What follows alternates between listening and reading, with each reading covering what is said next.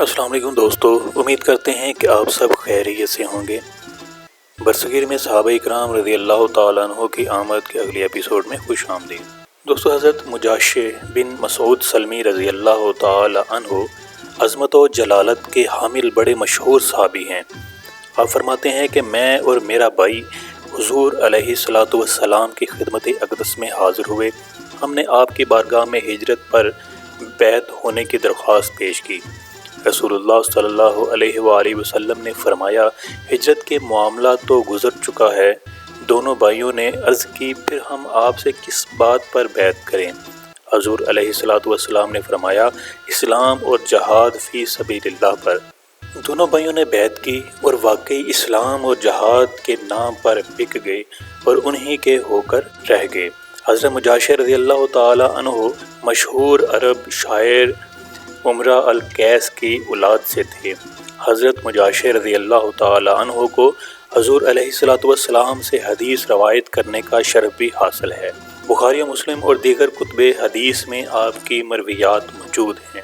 حضرت مجاشع رضی اللہ تعالیٰ عنہ ان عظیم المرتبت صحابہ میں سے ہیں جو تبلیغ و اشاعت اسلام کے لیے برصغیر پاک و ہند میں تشریف لائے۔ اس زمانے میں کابل بلاد ہند میں شمار ہوتا تھا۔ کابل پر حملہ کے وقت آپ عساکر اسلامی کے ساتھ تھے اور مجاہدین کے ایک دستے کی کمان فرما رہے تھے۔ ایک خونریز جنگ کے بعد کابل فتح ہوا۔ وہاں ایک بہت بڑا بت کدہ تھا۔ آپ اس میں داخل ہوئے اور ایک بڑے بت کو ہاتھ میں پکڑ لیا اور لوگوں سے فرمانے لگے کہ یہ میں نے اس لیے کیا ہے تاکہ تمہیں معلوم ہو جائے کہ یہ نقصان پہنچا سکتا ہے اور نہ نفع دے سکتا ہے۔ آپ نے موجودہ بلوچستان کے علاقوں میں بھی اسلامی عساکر کے ساتھ جنگوں میں حصہ لیا، نیز سجستان کی فتح میں بھی اہم کردار ادا کیا۔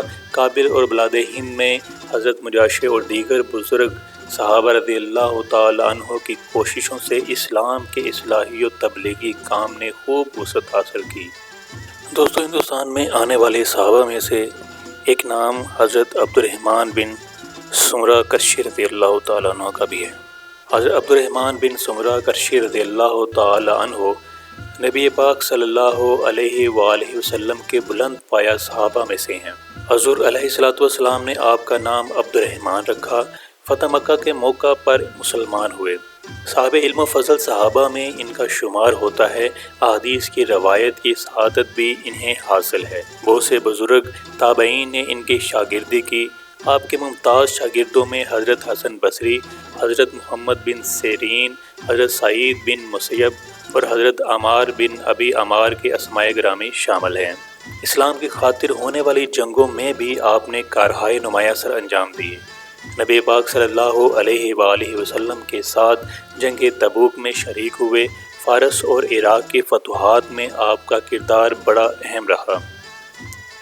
آپ نے کابل اور خراسان کی جنگوں میں بھی بڑھ چڑھ کر حصہ لیا۔ حضرت عثمان رضی اللہ تعالیٰ عنہ نے آپ کو سجستان کا والی مقرر کیا۔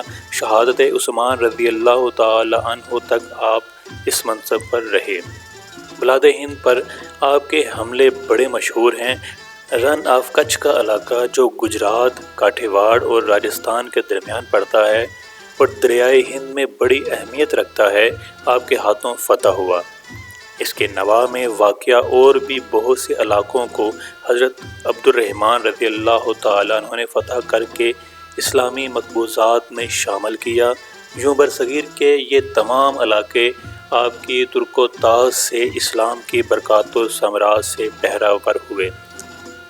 حضرت عبد الرحمن بن سمرہ رضی اللہ تعالیٰ عنہ نے زندگی کے آخری ایام بصرہ میں گزارے اور وہیں 50 ہجری یا 51 ہجری میں وفات پائی۔ دوستو، اب تک کے ذکر کردہ تمام صحابہ اکرام رضی اللہ تعالیٰ عنہ کے علاوہ اور بھی بہت سے صحابہ اکرام رضی اللہ تعالیٰ عنہ برصغیر میں اسلام کی تبلیغ و اشاعت کے لیے تشریف لائے۔ ان میں حضرت خریت بن راشد ناجی سامی رضی اللہ تعالیٰ عنہ، حضرت کلیب ابو وائل رضی اللہ تعالیٰ عنہ اور حضرت سنان بن سلمہ حضلی رضی اللہ تعالیٰ عنہ کے نام بھی شامل ہیں۔